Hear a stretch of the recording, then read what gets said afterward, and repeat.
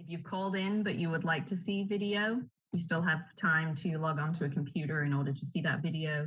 And it's also being streamed on Metro Nashville Network's Facebook page if you'd like to watch it that way. Unfortunately, if you've just called in, you won't be able to see this presentation, but we will post these slides on the Planning Department's YouTube channel following this meeting. So as I mentioned, I'm Anna Grider with Metro Planning, and I have Metro ITS assisting us. The applicant team, Sarah Kavanaugh and Bert Martin, will be presenting as well after I have. Before we kind of launch into the detail of the meeting, just some logistics. Like I said, if you want to see the video on your computer, you can go to nashville.gov MPC and click on Community Meeting for Antioch Priest Lake, and you'll be able to see it that way. Everyone's audio is muted during this meeting unless you're a speaker. There are two ways to ask questions, and I will go into those two ways in more detail on the next slide. And as I mentioned, if you're only joining via phone only, you can only listen in at the moment. But if you do want to ask a question or make comments, you can email me or call me, and I'll share my contact information at the end of this slideshow. As I mentioned, the meeting's being recorded as well, and we'll post it on the Planning Department's YouTube channel so that if anyone wasn't able to make it tonight, they'll be able to catch it at a later date. So how to ask questions, two ways, and please feel free to be using the first way throughout this meeting as questions come to mind. You should be able to see, if you're on the computer, a Q&A panel, which is at the bottom right-hand side of your screen. You can click on that and it will allow you to post a question. Please make sure that you post to all under the panelist drop down, just to make sure that we can all see the question. And as I said, you can do that at any point during the meeting. If when we get to the Q&A portion, you'd rather be unmuted and verbally ask your question, there's a little raise your hand icon that you can click next. It should be next to your name. And you can do that and we'll be able to unmute you so you can ask your question. So tonight we're going to cover quite a few things. I'll describe why we're having this meeting, give some background information on community planning in Nashville. I'm going to talk about how policy and zoning are different. Then we'll introduce the requested policy change that we're discussing tonight. And I'll talk about the timeline. The applicant will present their request, and then we will open it up for a question and answer. And we should have plenty of time for that Q&A portion. So why we're meeting is to hear your input. This is a Planning Department initiated meeting to explain a requested change to the Antioch Priest Lake Community Plan and to hear from the community on the desire and appropriateness of the request. So the input that I hear at this meeting and following weighs heavily into planning's recommendation to the Planning Commission. So I'll be listening and making notes as we go through this evening and looking for your feedback in my email or voicemail. So just to make sure we're all clear on the location of the property. So the request is for property along Hobson Pike, just north of the intersection with Hamilton Church Road. You can see a couple of schools as landmarks to the south. And to zoom in a little more. So the property that's outlined in this red solid line is the property that the applicant is requesting the change for. The Planning Department has added the adjacent property to the south because we often look at a wider area when we're looking into changes to the community plan. So we want to see if it makes sense for this property to be included in the request. And once we get to the land use policy map, it can show why that might make a little bit more sense. But before we get there, community planning in Nashville. Since the late 80s, Nashville has used community plans as a means of applying Nashville Next, which is our long-range land use plan, which is very, very broad. And so we broke up Nashville into 14 community planning areas that are tailored to the issues and needs of each community. These community plans guide where development and preservation should occur in each community. And the community plan we're discussing tonight has the star on it, the property, and it's in the Antioch Pre-Slate Community Plan. All of these community plans are created with the community and adopted by the Planning Commission and updated with the community, such as what we're talking about tonight. So they're not stagnant documents. They provide a snapshot in time when they're adopted, and then there's an ability and a process to go through to change them. So in order to implement those community plans and the visions established in them, we use land use policy, which helps address the form and character of development. So every property in Nashville has a land use policy on it, referred to as a community character policy as well. And each policy is defined in this document called the Community Character Manual. And these policies are the standard by which zone change requests are measured. Another tool that we use is called the Transect, which is a tool for categorizing and understanding and guiding various development patterns in Nashville. So we go all the way from T1 at the top, which is purely open space, places like Beeman Park, where there's no development at all, natural areas, all the way to the most intense, which is T6 downtown, so very urban, most developed part of Nashville. You can see highlighted the T3 suburban transect, and that is applied to much of Antioch, including this area that we're discussing tonight. So policies are important because, as I mentioned, they guide Planning Commission's recommendations to Metro Council for zone change requests. So if a zone change request is supported by the existing policy, there's a much higher likelihood that the Planning Commission will approve the zone change request. However, if the zone change is not supported by the existing policy, the Planning Commission is very unlikely to recommend approval. So an applicant can apply to change a policy in order to change it to one that does support the zoning they're seeking. So in this case, the applicant is seeking a zoning that is not supported by the current policy. So they're requesting to change that policy in conjunction with their zone change. So that's kind of the key difference between policy and zoning. Policies are guidance and represent the vision for an area. Applying a policy change solely does not change zoning. Zoning is the law, a set of regulations that control the physical development of land. So zoning controls land use, density, height, setbacks, parking, access, all of that. So if you look on this chart, in this case, the property currently has suburban neighborhood evolving land use policy, which is solely a residential policy, and RS10 zoning, which is residential zoning. The applicant would like to change the zoning from residential to office, which is not supported by the current policy. So we are exploring whether a change to suburban neighborhood center or transition policy, both of which allow office uses, is appropriate. So let's talk in a little more detail looking at the map here. So this is the existing policies, the subject property that the applicant is interested in rezoning, and then this additional property that the planning department has added to look at. The current policy is this T3NE, suburban neighborhood evolving, and you can see that that covers much of the area around the property. That's the residential only policy, which supports residential uses. And then you can see across the street and south of this southernmost property is suburban neighborhood center policy. And that is a potential policy the applicant is interested in, and I'll go to requested here. And that would allow office uses, commercial uses, mixed uses, generally supports the daily needs of the surrounding area within about a 5-minute drive, generally around the intersection of major streets.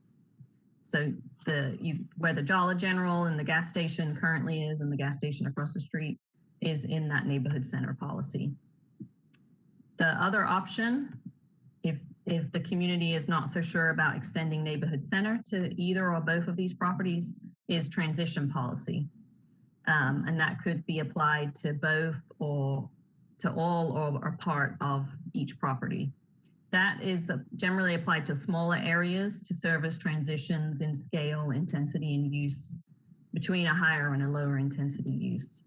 And it supports small scale office and residential uses. It does not support mixed use commercial that the neighborhood center does. So we could talk about applying a combination of both or one or the other to both the requested site and the site that we've added in the hatched outline. In terms of timeline, and this is my last slide before I turn it over to Sarah to present as the applicant. The tentative timeline for both the rezoning and the policy change is for them to be heard at the March 25th Planning Commission, which if approved at that time, the rezoning would then go on to council for public hearing in July. And that timeline is always subject to change. So it's important to keep track of the planning department's website just to make sure if it's appearing on that agenda or not. I covered a lot of information very quickly. And so I'm happy to go back to any slides that I need to when we get to the Q&A portion, but I'm going to go ahead and pass the ball over to Sarah. As she's talking, please feel free to be adding your questions. And then once she's finished, we will get into the Q&A. So Sarah, let me give you the presenter privileges and you should be able to pull up your screen.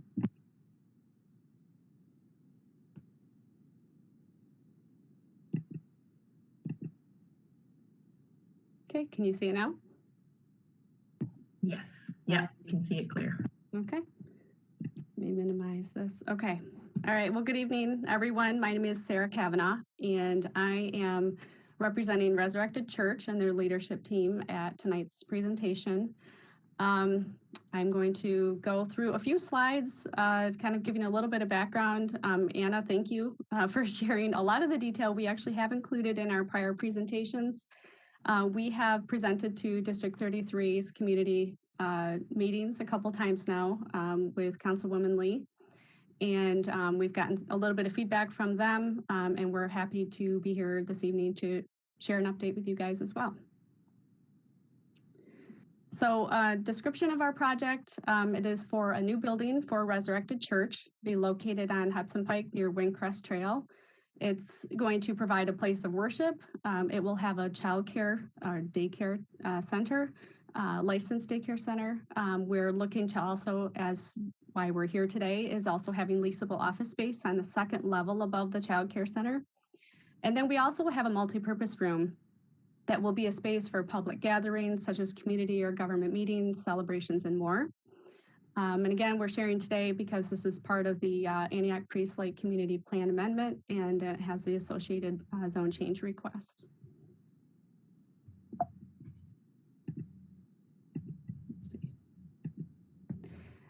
This is another kind of view. It's the preliminary site layout, just another visual for you to kind of see how it lines up there on Hobson Pike.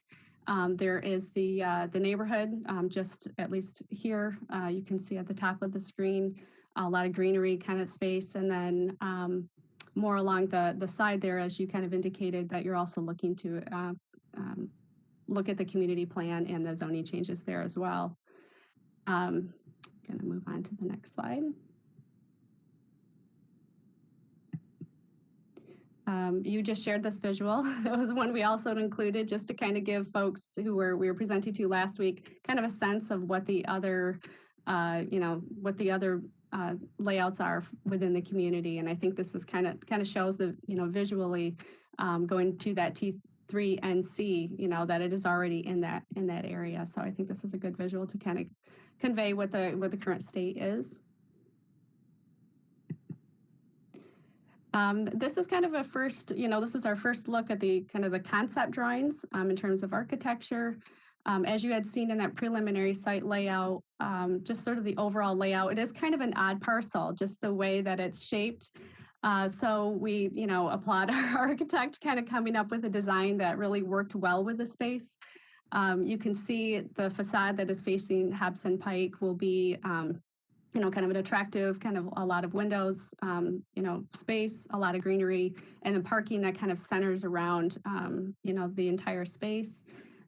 We will talk about kind of some traffic mitigation questions that we've had previously. So we wanted to kind of show visually what that would look like. The space, as I'd mentioned, that kind of front space that you would see from Hobson Pike is intended to be that multi-purpose room for community use. Then the next layer there would be the church auditorium for up to 300 seats.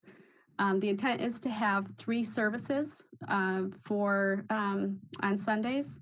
And so that would kind of help manage, kind of the number of people using the spaces. It would also kind of manage, the traffic coming in and out of the space by having 3 services. And then next we have right in the back there, you can see the licensed childcare center for up to 90 children. That'll be from infant to pre-K ages. And again, that second floor office space for lease. I have there kind of on the detail, the single story square footage and the 2-story square footage, depending on, kind of where we net out with the project. A question had come up previously, if we were not to move forward with this, would we still build the building without the office space? And the answer is yes to that. We do intend to move forward even if we weren't to build the office space. So in case that was going to come up. And here's a couple of concept drawings just to kind of give you all a sense of what the overall design would look like. So we have just 2 pictures here just to kind of give you a sense of the look and feel. These, colors and different things like that obviously will be fleshed out, but these are just kind of give you a sense of what the space would look like. And then I wanted to kind of bring up just a couple of the community questions that we've had so far. As I'd mentioned previously, some traffic mitigations were things that we wanted to address, given, it's, I know that the road is fairly narrow there. And so I know there were some questions around how would we manage that. Just on our end and things that we can do without any structural changes that could potentially be asked. Would be building grounds would include that dual 2-way driveway. So that would ease congestion going in and out of the space. That helps for church services as well, for childcare, pickup and drop off. Adequate parking, we are meeting the threshold that's required for the building space. I mentioned we'll have 3 services on Sundays, and then we would also enlist the help of off-duty officers for traffic control. So that was one of the questions that we had. Also, the use of the community multipurpose room came up on their last call. And so we wanted to kind of share, as we kind of talk through this, we wanted to be able to speak to what those questions were. The space will be used for free, as are often the case around, other churches and places like that do offer a space for celebrations or, a baby shower or something like that. Certainly that would be used, be able to be used for that space, for that purpose. The request would be to ask for just a donation to kind of help cover the cleaning cost after the event. And then the only time that space wouldn't be available is on Sundays, since it's used for the youth ministry at Resurrected Church. And then we'll just be sure that as we go through our building and our communications out to the community, we'll make sure that information is publicly available once the church is built and ready for use. Okay, so I did have 2 more slides, but you've already shared kind of the difference between the 2 from RS10 to OL to, and then T3NE to T3NC and RTR. But if anybody wants a copy of our slides, I'd be happy to share these with you. You can see this is our project team. Obviously with Pastor Sam Sobey. Pastor Samuel Poby, who is on our call as well. He's joined us tonight. He is the pastor of Resurrected Church, myself. We have Tim Lamb, who's our architect, and then Bert and Sam from CEC, Civil and Engineer Consultants.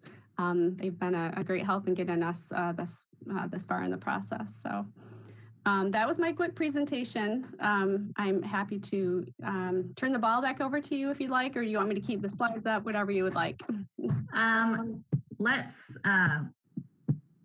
If I put my slides back up, I can't see the questions, so we can leave this up, or we can stop sharing for now. I just want to make sure that everybody knows how to ask questions. I see John Stern definitely knows how to use the Q&A.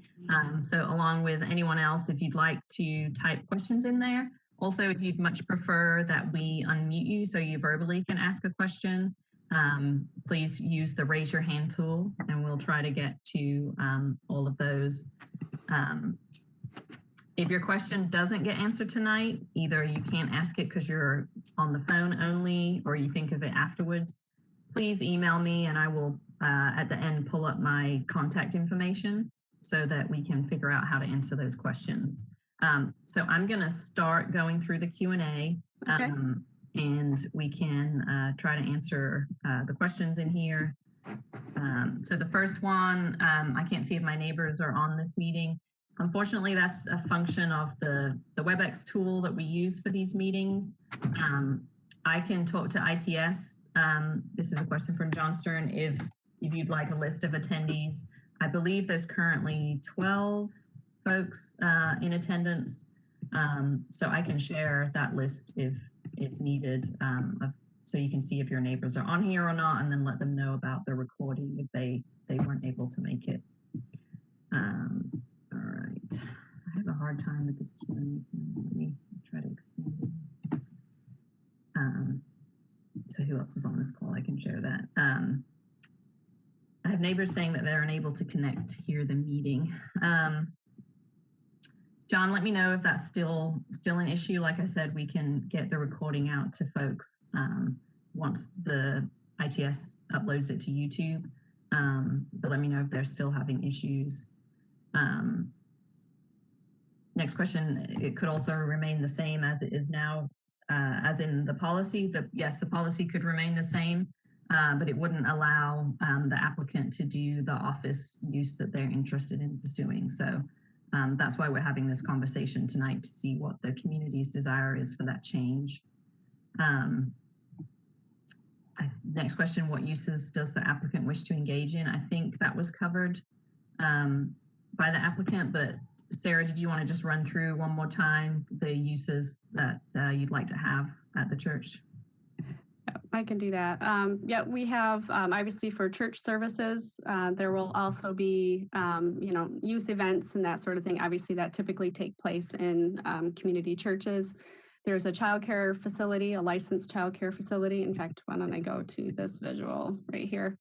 The licensed childcare center. They don't currently have one there. So the Resurrected Church has another facility actually, and I have the address, I can show it here. They're currently located at Lebanon Pike in Nashville. So they're obviously moving into this larger space, they're growing, but they also wanted to add in the child care center to provide a service to the community. So we'll have the added child care center.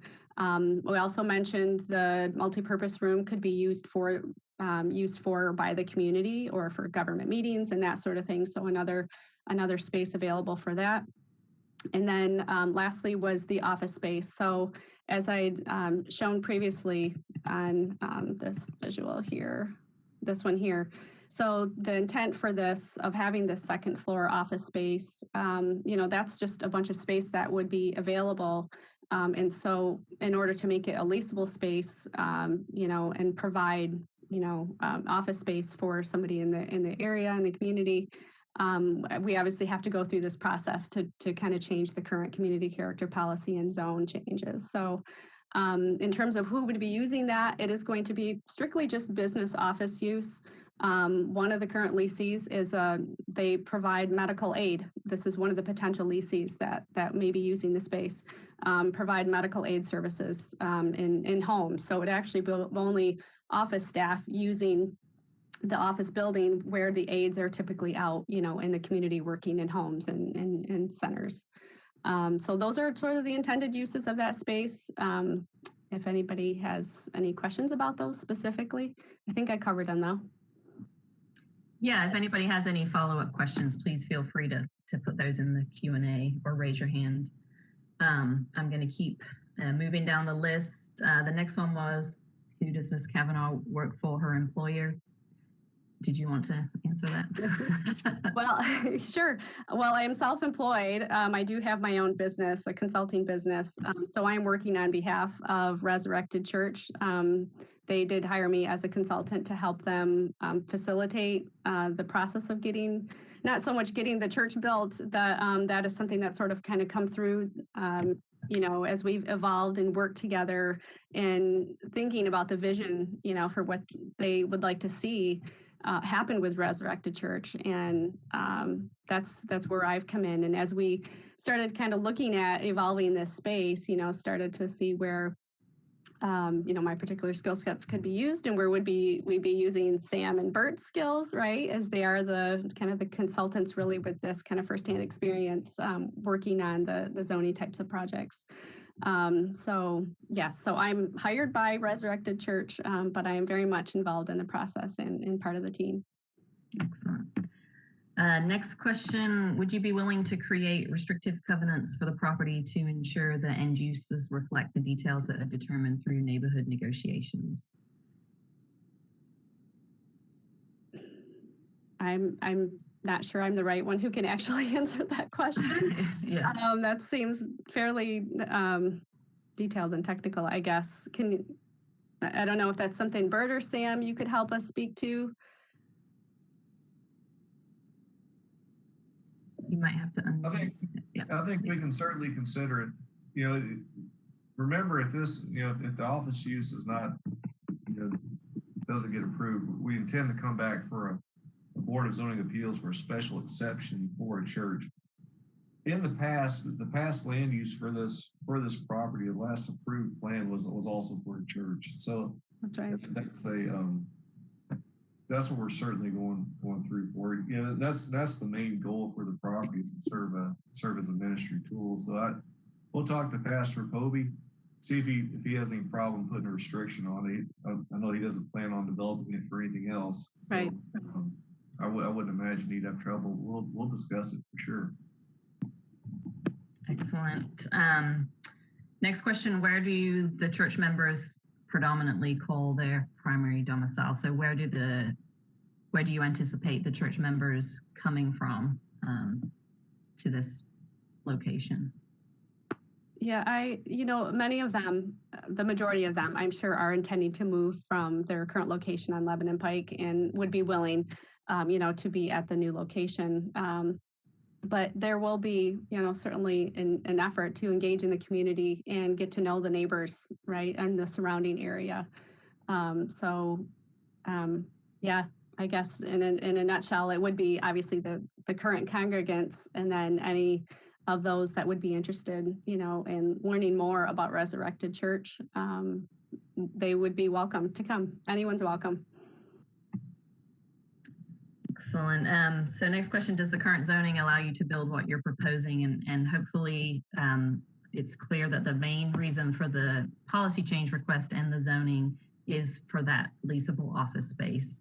A church would be allowed in the neighborhood evolving policy. So no, the current zoning doesn't allow them to build the office space. So that's why we're going through this process. Yeah. And yeah, request to share the slides. So I can get from ITS everyone who's attended and can share that. And then John and Twana and whoever else in the neighborhood can also share that with their contacts once we. So Sarah, if you can send me these slides after the meeting, and I can make sure that gets out to the community. Sounds good. Another question here. Does this mean that the residents of Windcrest Trail have to move? No. So do you have a map slide, Sarah, that you can share? Sure. It won't impact that neighborhood in terms of anybody being forced to move at all. The property is abuts that neighborhood, so it's the property behind that neighborhood. So it won't affect anyone that lives on the Windcrest Trail in terms of having to move. Question from Audrey. Are there any traffic infrastructure improvements being done on the public roadways, not just the property? So there's none at this time, but I'm going to let Bert speak to that. I can say at this time, that our space is not, does not warrant it at this time, but I'm going to let Bert speak to that. He has kind of the technical details to kind of support that. Yeah, the answer to that question is maybe. So far, according to the Metro zoning ordinance, the size of this development doesn't warrant a traffic study being required. It doesn't meet the 50,000 square foot threshold. And then the number of trips a day that's anticipated for this project also doesn't meet that requirement. Through the once this goes through the zoning review through codes, they have that Public Works has the right to ask for a study to be done. And if a study needs to be done and it shows we need to add a turn lane to the property, we don't have any problems with doing that. But generally speaking, you having a church that meets on Sunday mornings, the amount of volume that is noticed on Sunday, it doesn't align with the peak volumes during the week, Monday through Friday. So while there may be a delay on Sunday mornings, going in or out of church, that typically doesn't provide enough of a hardship on the infrastructure as a whole to require any new any turn lanes or anything like that. But if it comes up and our study says we need to do it, we're all on board for not being a burden to the community. So we're not at that point yet to where we make that determination. Thanks, Bert. Okay, I'm going to keep going down, and then I think there's a few people that would like to be unmuted, so I'm just going to go through a couple more of these typed in questions. Question, would they agree to limit uses allowed? I think maybe that's related to the restrictive covenants, but if there's any follow-up on that, limiting uses allowed.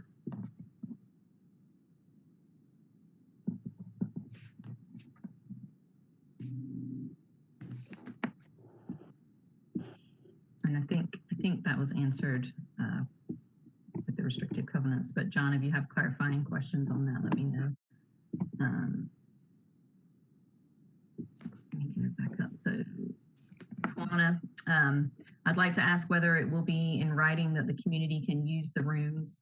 If yes, then when, by whom, and definition of community. Those are, great questions. As we get further out with our project and begin the building process, we'll start doing our outreach, and kind of sort of public relations types of activities, I guess you could say, where we would start communicating, what the church's foundation is and that type of information. We'll be including what this space would be, certainly approved for use for, right? There's obviously specific things that you would want to be mindful of, what type of events and things like that would be held. But yes, as we start rolling it out, sort of getting engaged with the local community, we would be kind of sharing what types of how the space could be used and who it would be used for in the ideal situations. As I guess as we get further down the road, as we go through this project, we'll start our kind of marketing activities, I guess you'd say. I can't say the specifics in terms of dates. I guess I don't know if Tawana is actually asking for the specific dates because we have to get the project approved before we can start building, and then get a plan pulled together in terms of our communications out to the local community. But this would certainly be included. This is certainly an area that is of interest in the local community, so we want to be sure that we're communicating it, and we'd be happy to have the folks, that are, engaged with us throughout this process give some input. Be happy to have that. Excellent. Okay, so I'm going to see Dawn Trey. Could you unmute Melissa, and she'll be able to ask her question. Hi, can you hear me? Yes. Okay, thank you. I actually live probably less than a mile from this location, and I travel that street often. The street is awful. Getting into Dollar Tree right there, or Dollar General, I'm sorry, it's awful. I mean, it's already super crowded. I guess my question is, the childcare center, is that a free childcare? No, it wouldn't be, it would be tuition based. Okay, so that's a business. Is that already allowed with the current zoning?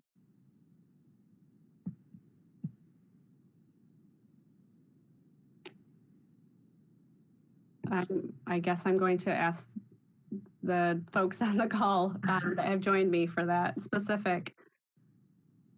Bert, do you happen to know? I don't deal as much on the zoning side, so. Oh, I see. A child care use for fee would not be appropriate. Would not be part of the zoning. So that would include the change in policy to include the childcare center, That's correct. not just the office space. Yeah, I guess that brings up a good question. Some churches have, the churches, again, if we don't get the policy change approved, and we're going to proceed a special exception through the Board of Zoning Appeals for the church. And often churches have for their members will have a Mother's Day Out program, daycare, for the members, and that would be allowed through that Board of Zoning Appeals. But So, this is to your point, for the office space and for the daycare center, those are reliant upon the office space getting approved through the policy. So really, this is more of a business, not so much as a church as I see it. Because the 3 services on Sunday and the full week and probably weekend for the offices is the main deal. How many people are we talking about for the office space?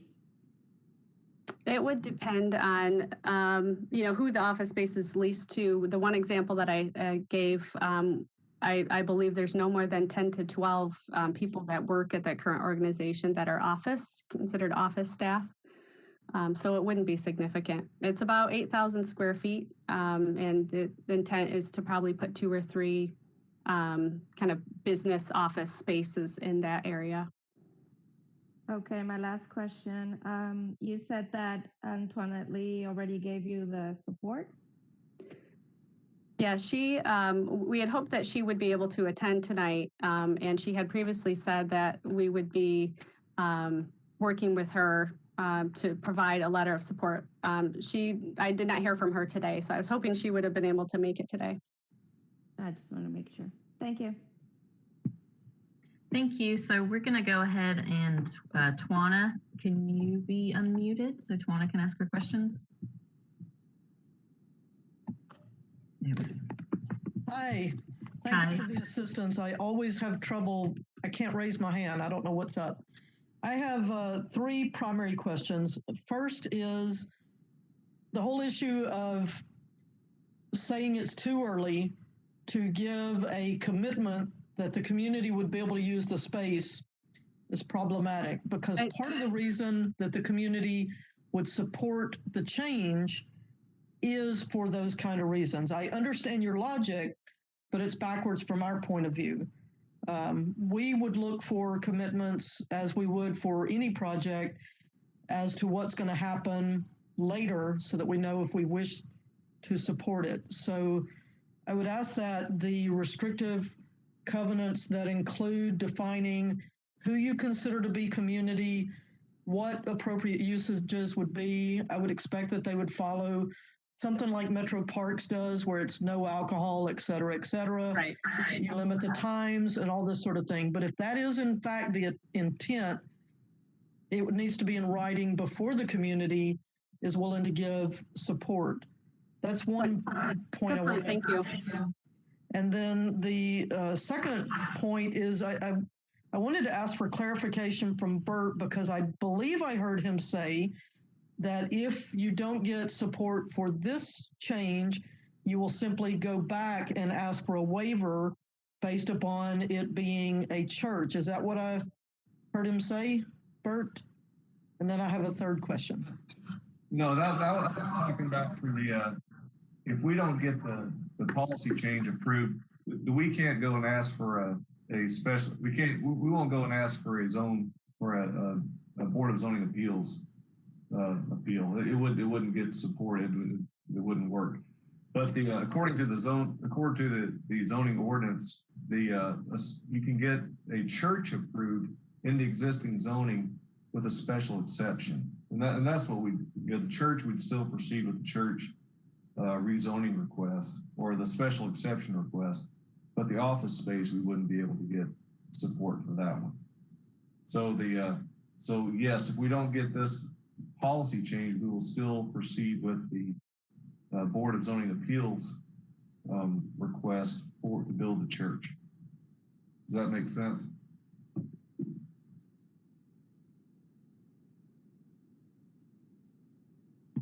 Are you still there, Tawana? I think she got muted again. Dontre, can you make sure Tawana's unmuted?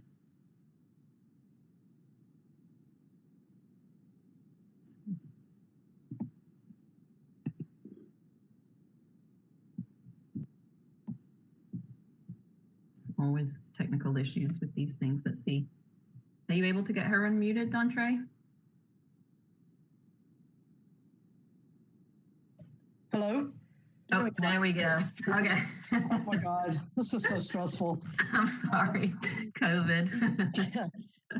Yes, Bert, it answers it in part. So let me just clarify then. If you don't get this policy change, you will only have church service. You will forego the community space, the business, the whole 9 yards, other than church service. That's correct. That's correct. Okay. Of course, a church has generally all churches have community rooms to it, but to your point, no, it would not be any commercial use would go away if the policy change is not adopted. Does that answer your question? Yes, and then third question is a two-part question. Number one is, if every usage that you foresee is occurring in one day, what would be the total number of vehicles expected in and out? The reason that's important for me to know is you've also talked previously about using a off-duty officer for that. But my experience with off-duty officers is that they give precedent to the people coming from the property for which they are working, which makes sense, except that it screws up the rest of the traffic patterns, the traffic lights, etc. in the area. And I'm a retired officer. That's not an anti-officer comment.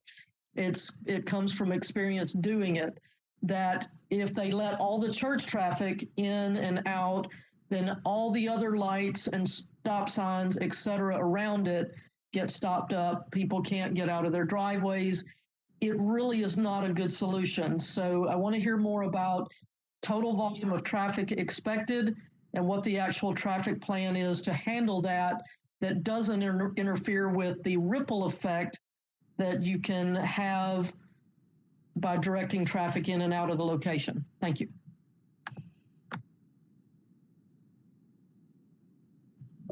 Okay, yeah, those are very good questions. I did some calculations, based on data that comes from the Institute for Transportation Engineers. They have a standard book which comes out and gives you what's called trip generation numbers. So now looking, they've surveyed dozens of churches across the country and dozens of schools across the country, all different types of uses. They come up with an average, kind of a typical number of trips for a church of relatively the same size. So based on those numbers, of course during the peak, during the week, Monday through Friday, that's not when we're going to have a whole lot of traffic at the church, right? The Monday through Fridays during the peak hours on from 7 to 8 and from 5 to 6 in the afternoons, you're only looking at 7 trips in the morning, 10 trips in the afternoon. That doesn't make much of a difference. But the peak hour on Sundays, putting a typical number for that would be 10 trips per 1,000 square foot of building. For this size of buildings, this is the worst case I've found from looking at the numbers. And it says for this amount of for a full church, packed house, 203 trips per hour. So for 1 hour during the peak hour, all worst case scenario for the community, best case scenario for Pastor Kobe, 203 trips could maybe be expected, but that's from the data from ITE. I'm not sure what that. If you remember, before Metro's cutoff number is 100 trips for the peak hour to warrant a traffic study.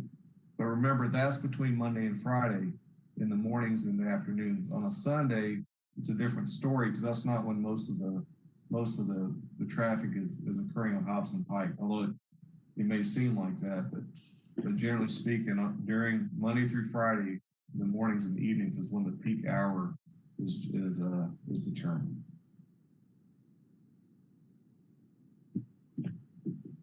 Okay, Tawana, if that doesn't answer your question, keep your hand raised. If it does, then go ahead and Tawana and Melissa, if your question's been answered, go ahead and put your hand down.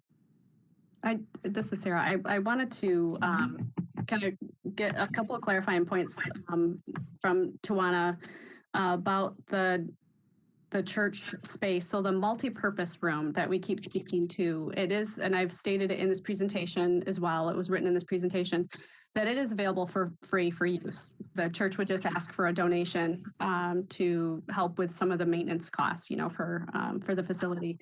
But she brings up a good point about using the space for, getting really clear on the appropriate use, the time limits, and the sort of like you said, I like the example of the kind of Parks and Recreation sort of requirements of what they ask for. My question is, the expectation from us and how we communicate that out. I'd be happy to start kind of working with the church on, I'm sure they have a policy now, but this is kind of, broadening, in terms of space and usage. An example would be they have an international day, that they invite people in the community. That would be an intended use of that space, right? To invite people from around the community. But for other events and that sort of thing, getting really specific on the some of the prohibited items and the appropriate use and time limits and those sort of things.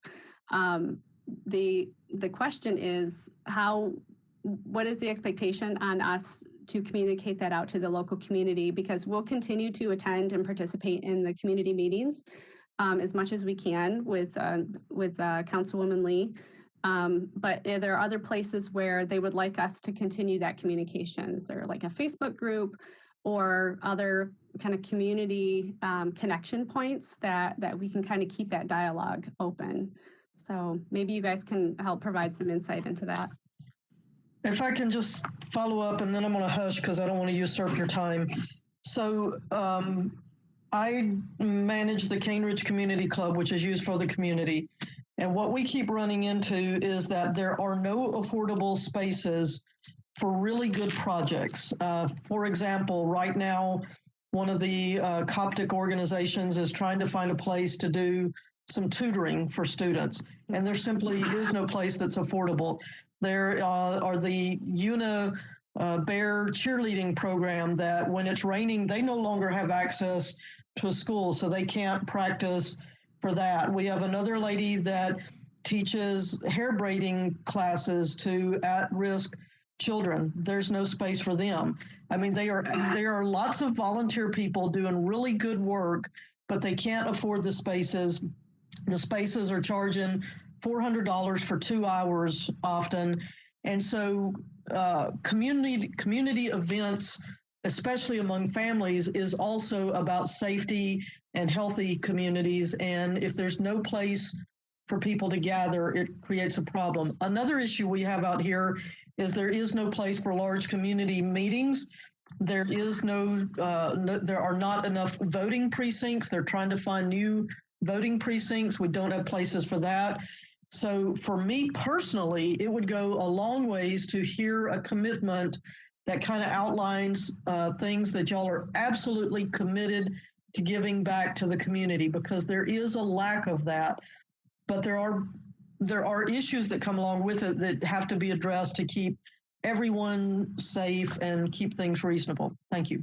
Yeah, Those are great examples. And I really appreciate you sharing them because now it kind of gives me a sense of really what you were looking for. And so, yeah, we'll talk through that, with the church leadership and make sure that we kind of have some clarity on what we'd like, to get your guys' feedback on, as we move forward.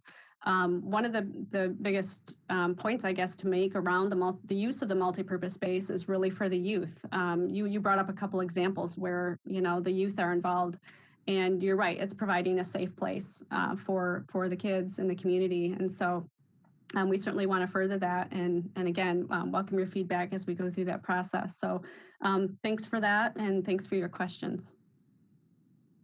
Great. And I know we're running short on time, so I'm going to run through these, the rest of the questions. And again, feel free to raise your hand if you'd like to verbally ask one. So I'm down to, does the current zoning allow the church use and daycare use? And I think we've covered that, but just to be clear, it does not. The special exceptions are required for churches and daycares. So that would be the other avenue. But what the church would like to do is to amend the policy and change the zoning in order to have the church use, the daycare use, and the office space. Following that, is this going to affect us whatsoever? So I think this is a follow-up to the question about would neighbors have to move? So in terms of is it going to affect you whatsoever, I would, if it was me, I would picture what would it be like to have a church next to my neighborhood, and then you can think about that in terms of how it might affect you. We keep going. We'd like a commitment and standards regarding community use prior to this proposal advancing. Can we work towards this goal? And it sounds like absolutely, and so we can make sure that Sarah has John Stern and Twana's contact information, so you can kind of talk that through. Absolutely. If you don't get the policy change, will you still provide the space for community uses? I think you addressed that, Sarah, but yep. Yeah. Yes, we would still, that wouldn't change. Okay. Question from Audrey. Those services are only on Sunday. Does the church not hold additional events and or programs during the week? There may be other events that come up throughout the week. I think there is a midweek. It's not quite attended as well as Sunday services, but it's only one, I think it's an hour and a half midweek. I'm not sure if Pastor Poby, if he wants to provide the specifics on that, if he could be unmuted if he wants to speak to that. Otherwise, I can do that as a follow-up because I know we only have a couple of minutes. But there may be other activities and events that are, sponsored by the church, just like any other church would have, some type of anniversary celebration or something along those lines. But we can certainly provide any specifics as they're requested. Okay, and yeah, I'll go to the next question, but Pastor, if you would like to raise your hand to be unmuted, you're more than welcome to. Next from John Stern, CM Lee has been pitching this project as not needing changes in zoning. Now it is apparent that you do need land use policy and zoning changes to affect your master plan. So I haven't been in those previous meetings, so I'm not sure what was presented in terms of zoning and land use changes. Last week we presented the policy character community plan and zone changes. So that was last week, Thursday. We presented the changes. When we presented in November, it was sort of just introducing the project. At the time, we weren't sure about moving forward with the office space, but we made a decision around the holidays to do that. And then we connected with Councilwoman Lee, and she asked us to present and provide an update to the community at that point. Excellent. Okay, and Pastor Poby has raised his hand. So Dontre, would you mind unmuting the pastor so he can just let us know about church services? Yeah. Good evening, everybody. Our service time is mainly on Wednesday, on Sundays. But Wednesdays, our Bible studies from 6:30 to 8, as Sister Sarah said. Yeah. And we might have an anniversary revival or something like that once a year. That lasts maybe for 3 days. That's the only thing that we do.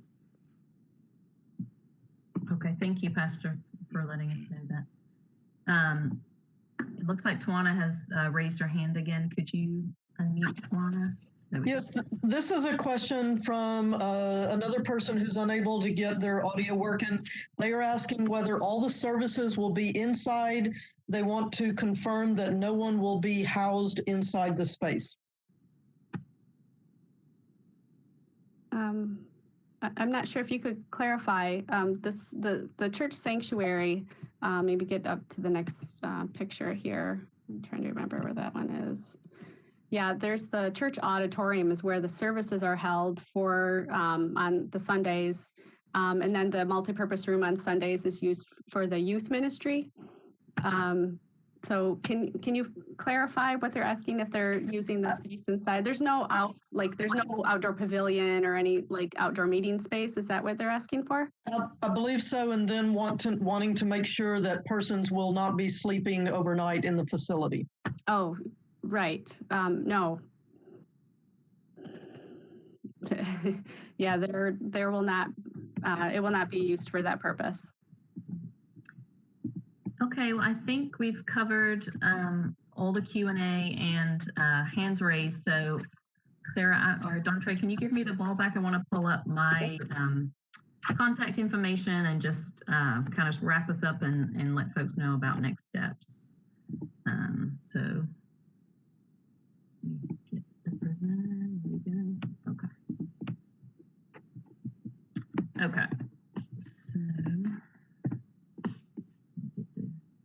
Okay, so as I've mentioned before, this meeting should be up maybe tomorrow, maybe the next day on the Planning Department's YouTube channel, and you can share that with folks that weren't able to attend or having audio issues tonight. And then it's tentatively scheduled for the March 25th Planning Commission meeting. And so if you have comments, questions, concerns after this meeting, please email me. It's anna.grider@nashville.gov, or you can call and leave me a voicemail and I'll get back to you at 615-862-7199. Tonight, from a planning department's perspective, we were really interested in hearing from the community about the desire to change that land use policy. And so if you have very specific feedback on the land use policy and the desire for that change, I would really appreciate your follow-up on that. It sounds like there's an interest, but there's definitely an interest in kind of hashing out some of the community uses and some of the other ways that the uses that the church uses might affect the community. So please follow up with me on feedback on the policy change. That's specifically what I'm interested in. And then I will connect Sarah with Tawana and John Stern for follow-up on their questions and the kind of community use side of things. But I appreciate everyone's time tonight. Thanks for listening in. I know it's odd to do these things during COVID, but this is kind of how we're doing it right now. And yes, contact me anytime with follow-up. That would be great. Thanks, Anna. Thanks. Have a good night, everyone. Bye-bye.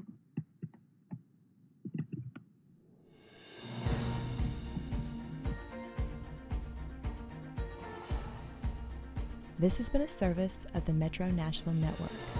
If you would like to see this presentation again, or for more information about this and other programs, visit nashville.gov.